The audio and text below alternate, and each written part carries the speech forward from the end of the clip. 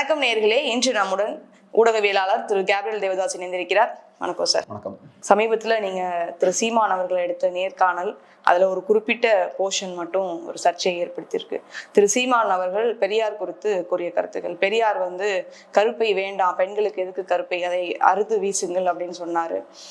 அது தமிழினத்துக்கு எதிரான ஒரு பேச்சு அப்படின்னு சொல்லி திரு சீமான் அவர்கள் பேசியிருந்தாங்க. அந்த ஒரு குறிப்பிட்ட போர்ஷன் மட்டும் மிக வைரலாக ட்விட்டர் எல்லாத்துலேயுமே பகிரப்பட்டிருக்கு. அது ஏன் அப்படி சர்ச்சையாச்சுன்னு நீங்கள் நினைக்கிறீங்க?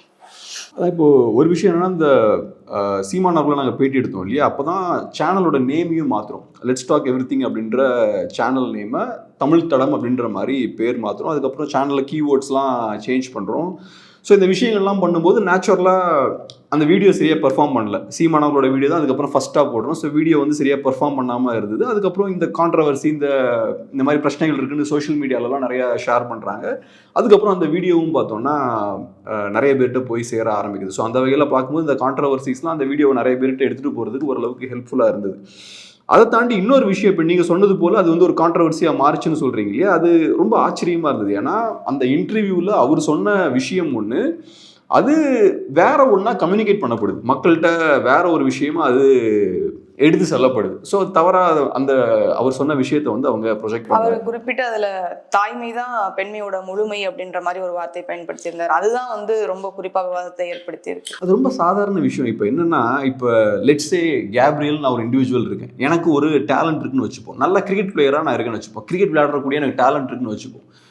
என்னோட வாத்தியார் என்கிட்ட என்ன அட்வைஸ் பண்ணுறாரு, கேப்ரியல் இப்போ உங்களோட டேலண்ட்டை நீங்கள் ஃபுல்லாக யூஸ் பண்ணுங்கள், உங்களுக்கு இயற்கை ஒரு டேலண்ட் கொடுத்துருக்கு, அந்த டேலண்ட்டை நீங்கள் ஃபுல்லாக யூஸ் பண்ணாதான் நீங்கள் ஒரு முழுமையான ஒரு மனிதனாக இருக்க முடியும் அப்படின்னு சொல்கிறாருன்னு வச்சுக்கோங்க. இது எல்லாரும் சாதாரணமாக சொல்கிற விஷயம்தான். அப்படி அவர் சொல்கிறாருன்னா அதுக்கு அர்த்தம் என்னென்னா, எனக்குள்ள இருக்கக்கூடிய எல்லா விஷயங்களையும் நான் வெளில கொண்டு வரணும் அப்படின்றது தான் அதுக்கான அர்த்தம். ஸோ அப்போ நான் என் டேலண்ட்டை யூஸ் பண்ணால் நான் மனுஷனே இல்லையா அப்படின்னு நம்ம கேட்க முடியாது. ஸோ அதுவும் அதே மாதிரி தான். ஸோ இப்போ ஒரு பெண்ணுக்கு குழந்தை இல்லைன்னா ஒரு பெண்ணாக இருக்க முடியாது அப்படின்ற அர்த்தத்தில் அவர் சொல்லலை. ஸோ அவர் சொல்கிற விஷயம் என்னென்னா, இயற்கை பெண்களுக்கு ஒரு சர்டன் ஃபீச்சர்ஸ் கொடுத்துருக்காங்க, அதை முழுமையாக வெளிக்கொண்டு வர்றதை பற்றி தான் அவர் பேசுகிறார்.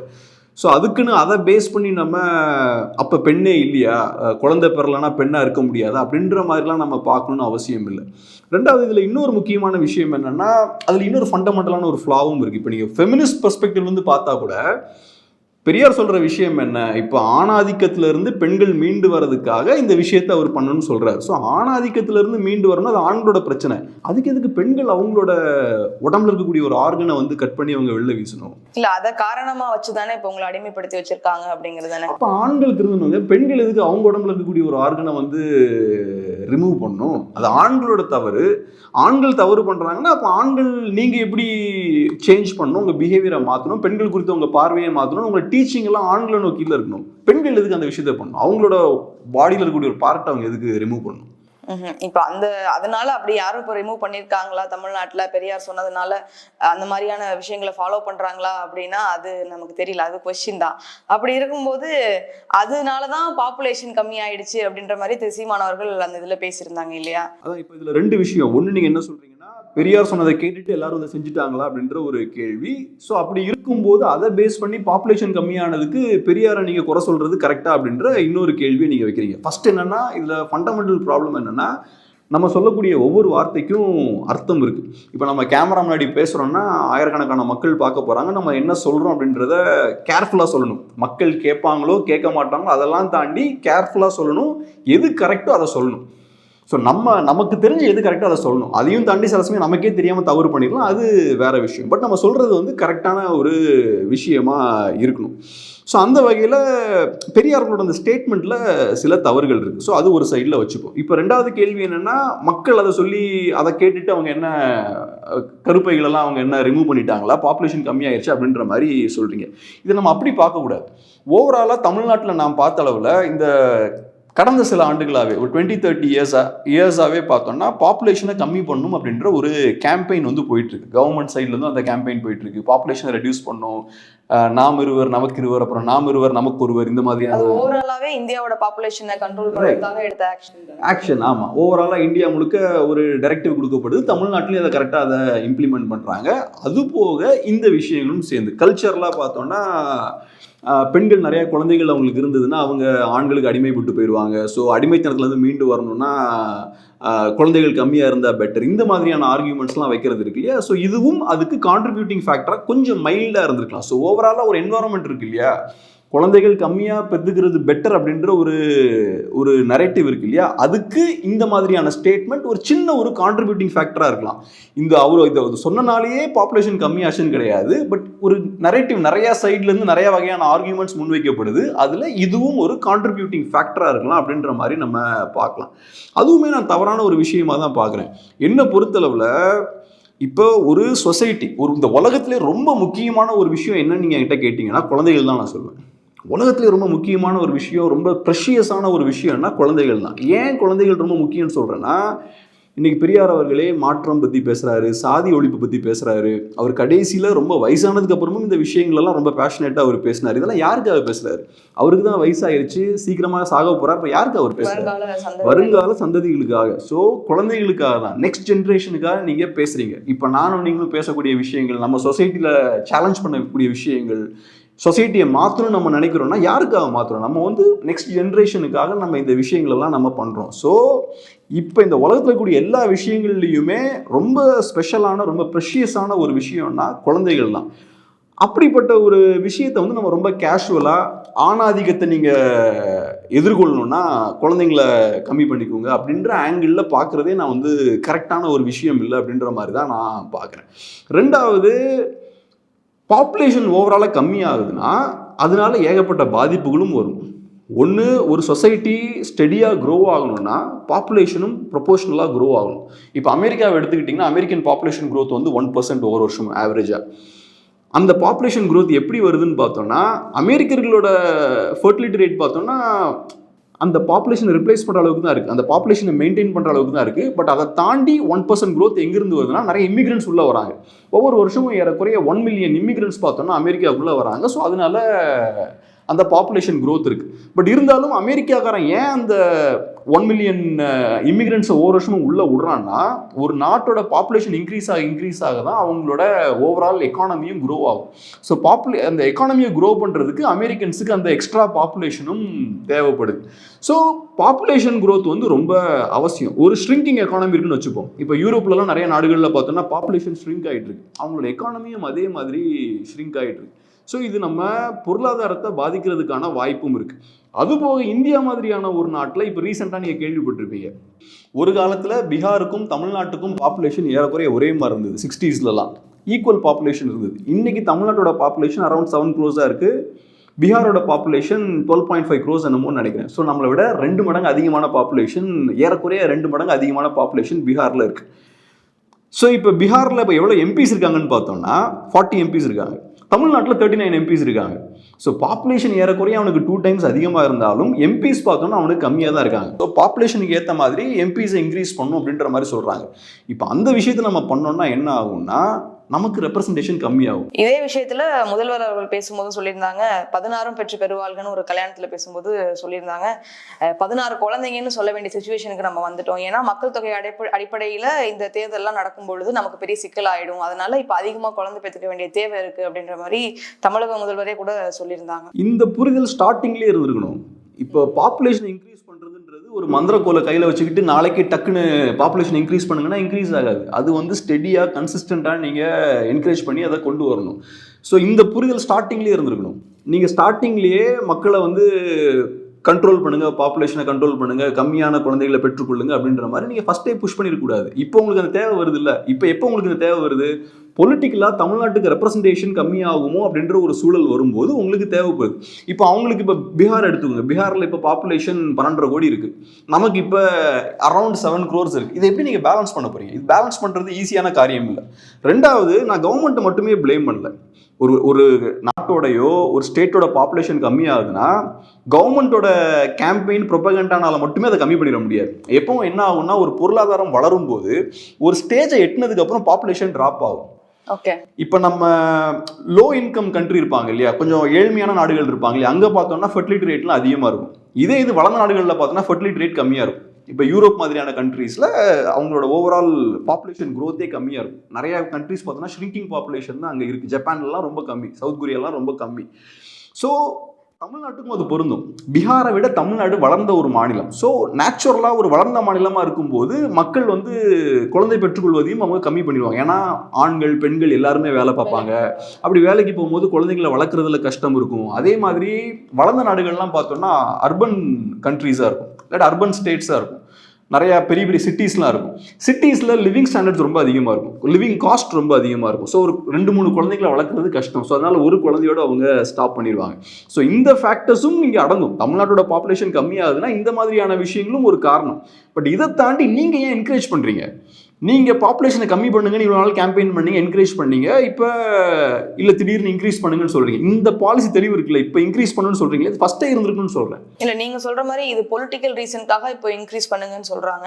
ஆனால் பேசிக்காக ஒரு மிடில் கிளாஸாக இருக்காங்க அப்படின்னா அவங்க எக்கனாமிக்கல் ரீசன் தான் பார்ப்பாங்க. 2 குழந்தை இருக்குது, இன்னொரு குழந்தை வந்துச்சு அப்படின்னா அது இன்னும் சிக்கலாயிடும், அப்படி தானே யோசிப்பாங்க. 100%. இதை வந்து நான் வந்து இப்போ நாட்சி ஜெர்மனியில் ஹிட்லர் வந்து எல்லாருமே நிறைய குழந்தைங்களை பெற்றுக்கொள்ளணும், அதுதான் ஒரு ஆணுக்கும் அழகு பெண்ணுக்கும் அழகுன்ற மாதிரி புஷ் பண்ணாங்க அதை. ஸோ இப்போ ஒரு தம்பதியருக்கு குழந்தை வந்து கம்மியாக இருக்குன்னு வச்சுப்போம், 1-2 பேர் தான் இருக்கான்னு வச்சுப்போம், அது ஒரு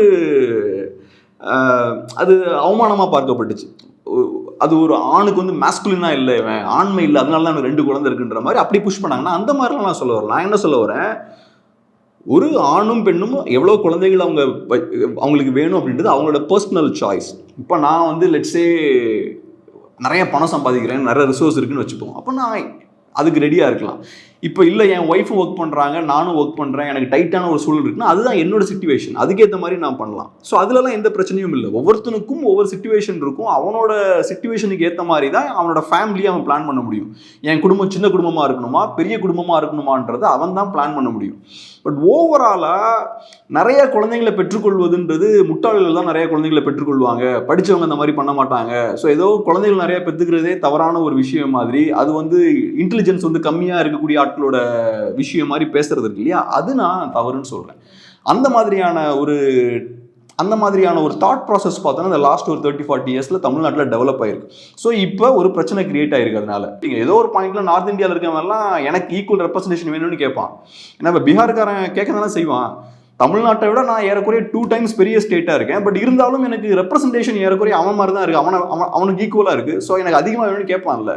அப்படி கேட்கும்போது நமக்கு ஏதோ ஒரு பாயிண்ட்ல பிரச்சனை வரும். இப்போ இது ஒரு பெரிய ப்ராப்ளமாக வந்து நிற்குது. தமிழ்நாட்டோட பாப்புலேஷன் ஃபியூச்சரில் ஷ்ரிங்க் ஆக ஆரம்பிக்கும், சுருங்க ஆரம்பிக்கும். இன்னும் நெக்ஸ்ட் ஒரு 7-10 இயர்ஸில் தமிழ்நாடோட பாப்புலேஷன் சுருங்க ஆரம்பிக்கும். ஸோ இப்போ ஷ்ரிங்க் ஆகும்போது என்னன்னா, அதுவும் சொல்லுவாங்க பாப்புலேஷன் ஷ்ரிங்க் ஆனால் என்னங்க, ஷ்ரிங்க் ஆனாலுமே நமக்கு ஸ்டேட்டோட க்ரோத் இருக்கும் அப்படின்னு தான் சொல்லுவாங்க. அது காரணம் என்னன்னா, அமெரிக்காவில் எப்படி க்ரோத்தை மெயின்டைன் பண்ணுறாங்க, எப்படி மெயின்டைன் பண்ணுறாங்க, இமிகிரன்ஸை உள்ளே கொண்டு வந்து மெயின்டைன் பண்ணுறாங்க. அதே மாதிரி தான் நம்ம பாப்புலேஷன் ஷ்ரிங்க் ஆனாலும் க்ரோத் இருக்கும். ஆனால் தமிழ்நாட்டில் வெளியாட்டில் உள்ளே வந்துக்கிட்டே இருப்பாங்க. ஸோ தமிழ்நாட்டில் தமிழர்களோட ரெப்ரஸன்டேஷன் ப்ரொபோர்ஷன் கம்மியாகிட்டே இருக்கும். தமிழ்நாட்டில் தமிழர்களே ரிப்ளேஸ் பண்ணிடுவாங்க. ஏற்கனவே நம்ம பார்க்குறோம் நிறைய வேலைகளில் நம்ம ஆட்கள் செய்கிறத விட வட மாநிலங்கள்லேருந்து வந்து தான் நிறைய பேர் செஞ்சுட்டு இருக்காங்க. இந்த மாதிரி இஷ்யூஸ்லாம் இப்போ இந்த பாப்புலேஷன் ஷ்ரிங்க் ஆனதுனால இருக்கு. இந்த தேர்தல் ரீதியா பொலிட்டிக்கலா இது என்ன மாதிரியான பாதிப்பை தமிழ்நாட்டுக்கு ஏற்படுத்தும்? இப்போவே நமக்கு வந்து ரெப்ரஸன்டேஷன் ரொம்ப கம்மி. சவுத்தில் இருக்கக்கூடிய ஸ்டேட்ஸுக்கு பார்த்தோம்னா கம்மியான சீட்ஸ் தான் இருக்குது. தமிழ்நாட்டில் 39 சீட்ஸ் தான் இருக்குது. இதே யூபிக்கெலாம் பார்த்தோன்னா அதிகப்படியான சீட்ஸ் இருக்குது. அதுவும் நார்த் இந்தியாவில் ஹிந்தி ஸ்பீக்கிங் பீப்புள் பார்த்தோன்னா அவங்களுக்குள்ள ஒரு காமனான அஜெண்டா இருக்குது, அவங்களுக்குள்ள ஒரு ஒற்றுமை இருக்குது. பிஜேபி காங்கிரஸ், ஒரு காலத்தில் காங்கிரஸ் நார்த்தில் ஃபுல்லாக ஸ்ட்ராங்காக இருந்தாங்க, இப்போ பிஜேபி ஸ்ட்ராங்காக இருக்காங்க. ஸோ அவங்களோட தேவைகளை ரெப்ரசன்ட் பண்ணுறதுக்கு ஒரு சிங்கிள் பார்ட்டி அங்கே ஸ்ட்ராங்காக இருக்காங்க. இங்கே நமக்கு அப்படி கிடையாது, நம்ம ரீஜனல் ஃபோர்ஸ் நம்ம. ஸோ இப்போவே நம்ம ரொம்ப வீக்காக தான் இருக்கும். இப்போ நாளைக்கு என்ன ஆகும்னா, தமிழ்நாட்டுக்கு 3-4 சீட்ஸ் எக்ஸ்ட்ரா கிடைக்கும், அரௌண்ட் 4-5 சீட்ஸ் எக்ஸ்ட்ரா கிடைக்கும். இதே பீகாருக்கு எவ்வளோ கிடைக்கும்? எக்ஸ்ட்ரா 20 சீட்ஸ் கிடைக்கும். யூபிக்கு அதே மாதிரி தான், எக்ஸாக்ட் நம்பர்ஸ் ஞாபகம் இல்லை, பட் அவங்களுக்கு இன்னும் அதிகமாக, ரொம்ப அதிகமாக ரெப்ரஸன்டேஷன் இன்க்ரீஸ் ஆகும். ஸோ ஓவரால் நீங்கள் இந்தியான்ற கண்ட்ரி எடுத்துக்கிட்டிங்கன்னா தமிழர்களோட ரெப்ரஸன்டேஷன் பார்லமெண்ட்டில் கம்மியாகும். ஸோ தமிழர்களோட ரெப்ரஸன்டேஷன் பார்லமெண்ட்டில் கம்மியாச்சுன்னா நம்மளோட தேவைகளை நம்ம சாலிடாக அங்கே புஷ் பண்ண முடியாது. டிசைடிங் ஃபேக்டராகவும் மற்ற ஸ்டேட்ஸ் இருக்கவங்க தான் இருப்பாங்க. ஒரு சிம்பிள் எக்ஸாம்பிளாக சொல்கிறேன், இன்னைக்கு எந்தெந்த ஸ்டேட்ஸோட வாய்ஸ் அதிகமாக இருக்குது பார்லமெண்ட்டில்? யூபியோட வாய்ஸ் அதிகமாக இருக்குது, இந்த மாதிரி பெரிய பெரிய ஸ்டேட்ஸோட வாய்ஸ் அதிகமாக இருக்குது, மகாராஷ்டிரா இந்த மாதிரியான ஸ்டேட்ஸுக்கு வாய்ஸ் அதிகமாக இருக்குது. காஷ்மீரோ நார்த் ஈஸ்ட்டில் இருக்கக்கூடிய சின்ன சின்ன ஸ்டேட்ஸ்லாம் மதிக்கிறது இல்லை. ஏன்னா அங்கே 1-2 எம்பிஸ் தான் இருப்பாங்க, சின்ன சின்ன மாநிலங்களாக இருக்கும். ஸோ அவங்கள ஓரம் கட்டிடுவாங்க, அவங்களோட வாய்ஸ் வந்து பெருசாக அங்கே கேட்காது. மணிப்பூரில் இன்றைக்கி இவ்வளோ பிரச்சனை வந்தாலும் அது வந்து பார்லிமெண்ட்டில் பெரிய ஒரு டாக்கிங் பாயிண்ட்டாக மாறாதது காரணம் இதுதான். அவங்களால ப்ரெஷர் போட முடியாது. ஸோ நாளைக்கு அதே பிரச்சனை நமக்கும் வரும். உங்களுக்கு எண்ணிக்கை அதிகமான மாதிரி இருக்கும், ஆனால் ஓவராலாக உங்கள் ரெப்ரசன்டேஷன் வீக் ஆகிரும். உங்களால் உங்களுக்கு தேவையான அஜெண்டாஸ்லாம் அங்கே புஷ் பண்ண முடியாது. ஸோ அது வந்து ஒரு பெரிய ஒரு ப்ராப்ளம்.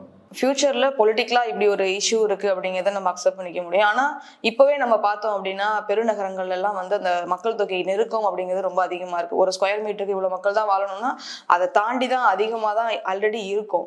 இதெல்லாம் மேனேஜ் பண்ணக்கூடிய அந்த ரிசோர்ஸஸ்லாம் நம்ம கிட்ட இருக்கா அப்படின்ற கொஸ்டின் வருது இல்லையா? பாப்புலேஷனை சடனா இந்த மாதிரி நீங்க இன்க்ரீஸ் பண்ணுங்க அப்படின்னா அதுவும் ஒரு பின்னடைவை தானே ஏற்படுத்தும் ஸ்டேட்டோட க்ரோத்துக்கு. அதான் இப்போ நீங்க சொல்ற இந்த விஷயங்கள் இருக்கு இல்லையா? இப்போ பாப்புலேஷன் ஒரு 10% இன்க்ரீஸ் ஆகுதுன்னா புதுசாக அந்த வரக்கூடிய மக்கள் என்ன பண்ணுவாங்க, அவங்க நிறையா ரிசோர்ஸை கன்சியூம் பண்ணுவாங்க, நிறையா உணவு அவங்க உட்கொள்வாங்க, அவங்க நிறைய வீடு கட்டுவாங்க.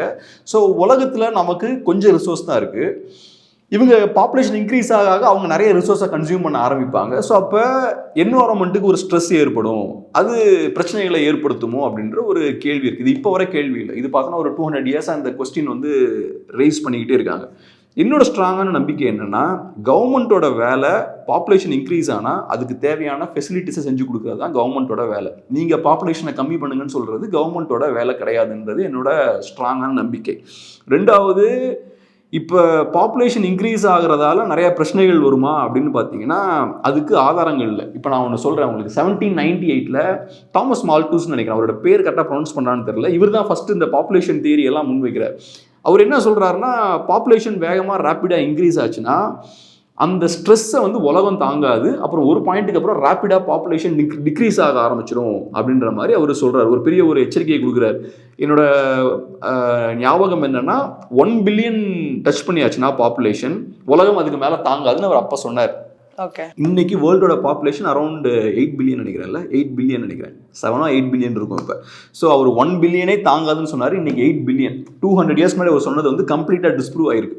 ரெண்டாவது, அதே மாதிரி பாப்புலேஷன் பாம் அப்படின்ற ஒரு புக் ரிலீஸ் பண்ணாங்க 1960s அமெரிக்காவில் ஸ்டான்ஃபோர்ட் யூனிவர்சிட்டியில் இருக்கக்கூடிய ப்ரொஃபஸர்ஸ் ரிலீஸ் பண்ணாங்க. அதுவும் பெரிய ஒரு பேசுபொருள் அந்த காலத்தில் மாறிச்சு. அவங்களும் இதே மாதிரி தான், பாப்புலேஷன் ரேப்பிடாக இன்க்ரீஸ் ஆச்சுன்னா ஒரு பாயிண்ட் வரைக்கும் பாப்புலேஷன் க்ரோ ஆகும், அதுக்கப்புறம் ரேப்பிடாக டிக்ரீஸ் ஆகிரும். ஏன்னா அவ்வளோ பெரிய பாப்புலேஷன் இந்த உலகத்தால் தாங்க முடியாது, அது எல்லாத்துக்கும் ஃபீட் பண்ண முடியாது அப்படின்ற மாதிரி ஒரு தியரியை முன் வச்சாங்க. அவங்களும் இதே மாதிரி சில நம்பர்ஸ்லாம் ஃபிக்ஸ் பண்ணாங்க. 5 பில்லியனோ 6 பில்லியனோ டச் பண்ணியாச்சுன்னா அதுக்கப்புறம் ரேப்பிடாக டிக்ரீஸ் ஆகிரும்னாங்க. பட் இன்றைக்கி அதையும் தாண்டி நம்ம போய்கிட்டு இருக்கோம். உலகத்தோட பாப்புலேஷன் டிராஸ்டிக்காக ஃபால் ஆகிறதுக்கான எந்த ஒரு அறிகுறியுமே இல்லை.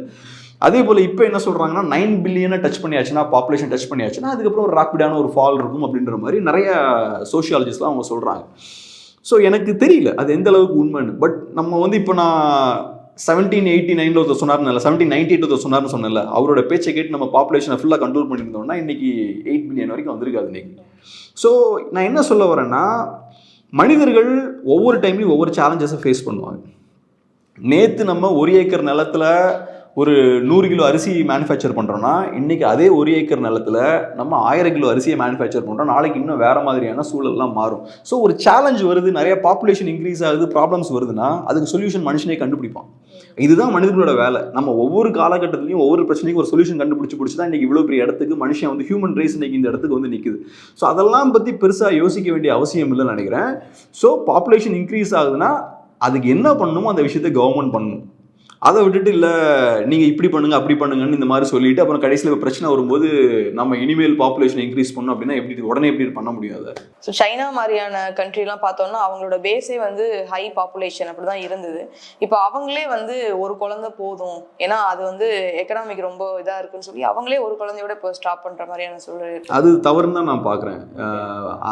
இங்கே பண்ணுற அதே தப்பு தான் அங்கேயும் பண்ணுறாங்க. இப்போ என்ன ஆகும்னா, இப்போ தெரியாது, ஒரு பாயிண்ட்டுக்கு அப்புறம் என்ன ஆகும்னா வயதானவர்கள் அதிகமாக இருப்பாங்க, யங்ஸ்டர்ஸ் வந்து கம்மியாக இருப்பாங்க. இப்போ யூஎஸில் அதான் 60s பார்த்தீங்கன்னா அங்கே பேபி பூன் பீரியடும்பாங்க. அப்போ 3-4 குழந்தைகள் வந்து அந்த பீரியடில் வந்து அமெரிக்கன்ஸ் ஆவரேஜாக பெற்றுக்க ஆரம்பித்தாங்க. ஸோ அந்த பீரியடில் தான் நான் சொன்ன இந்த பாப்புலேஷன் பாம் புக்கெல்லாம் வந்தது. அமெரிக்காவில் பாப்புலேஷன் வேகமாக இன்க்ரீஸ் ஆகுது, கண்ட்ரோல் பண்ணணுன்னு. இப்போ என்ன ஆகுதுன்னா, அந்த டைமில் நிறையா பேர் பிறந்தாங்க இல்லையா, அவங்களாம் இப்போ வயசானவங்களாம் இருப்பாங்க. பட் இப்போ பாப்புலேஷன் growth அங்கே ரொம்ப கம்மியாயிருச்சு. ஸோ இப்போ ஒரு யங்கான அமெரிக்கன் ஒரு 3 வயதான அமெரிக்கனுக்கு பார்த்துக்க வேண்டிய ஒரு சூழல் இருக்குது. ஸோ அதுவும் கரெக்ட் இல்லை. ஸோ உங்கள் ஸ்டெடியான ஒரு growth இருக்கணும். ஸோ இதெல்லாம் இப்போ பெரிய பிரச்சனை யூஎஸில் மட்டும் இல்லை, யூரோப் ஃபுல்லாக இது ஒரு பெரிய பிரச்சனையாக இருக்குது. இது நாளைக்கு சைனாவுக்கும் வரும், ஜப்பானில் இது ஒரு பெரிய பிரச்சனையாக இருக்குது. இப்போ ஒரு ஹெல்தியான ஒரு எக்கானமி நமக்கு வேணும்னா ஹெல்தியான பாப்புலேஷன் growth இருக்கணும். ஹெல்தியான பாப்புலேஷன் growth இருந்தால் தான் எக்கானமி ப்ராப்பராக க்ரோ ஆகும். இல்லைன்னா நம்ம நிறைய பேரை உள்ளே கொண்டு வர வேண்டியிருக்கும். உள்ளே நிறைய பேரை கொண்டு வந்தோம்னா கல்ச்சர்லாம் நிறைய ப்ராப்ளம்ஸ் வரும். இப்போ பிரிட்டனில் நீங்கள் பார்த்துருப்பீங்க, நிறைய ரயட்ஸ்லாம் வந்தது லாஸ்ட் இயர். அதெல்லாம் காரணம் என்னென்னா அங்கே பாப்புலேஷன் கம்மியாக இருக்குது, அங்கே செய்யக்கூடிய வேலைகளெல்லாம் வெளிலேருந்து ஆட்களை உள்ளே கொண்டு வராங்க. ஏன்னா ஓவரால் நாட்டோட growth-ஐ வந்து மெயின்டைன் பண்ணும். அதுக்காக நிறைய ஆட்கள் வெளியாட்களை உள்ளே விடுறாங்க. இதெல்லாம் பண்ணும்போது உள்ளுக்குள்ளே இன்டர்னலாக நிறைய பிரச்சனைகள் கிரியேட் ஆகும். ஸோ இதெல்லாம் இல்லாமல் ஸ்மூத்தாக ஒரு கண்ட்ரி போகணுன்னா நீங்கள் ஸ்டெடியாக எந்த அளவுக்கு க்ரோ ஆகணுமோ அந்த அளவுக்கு பாப்புலேஷன் க்ரோ ஆகணும். இது எனக்கு புரிஞ்சுக்க முடியுது. ஒரு நாடு ஒரு சர்டன் growth-ஐ அட்டைன் பண்ணதுக்கப்புறம் மக்கள் நேச்சுரலாக நிறைய குழந்தைகளை பெற்றுக்க மாட்டாங்க, கம்மியாக இருந்தால் போதும்னு யோசிப்பாங்க. அந்த சேலஞ்செல்லாம் நீங்கள் ஃபேஸ் பண்ணுங்கள். பட் அதை தாண்டி நீங்களே கம்மி பண்ணுங்கன்னு சொல்லாதீங்க. இவ்வளோ நேரம் நிறைய விஷயங்கள் பகிர்ந்துக்கிட்டீங்க, ரொம்ப நன்றி. நன்றி.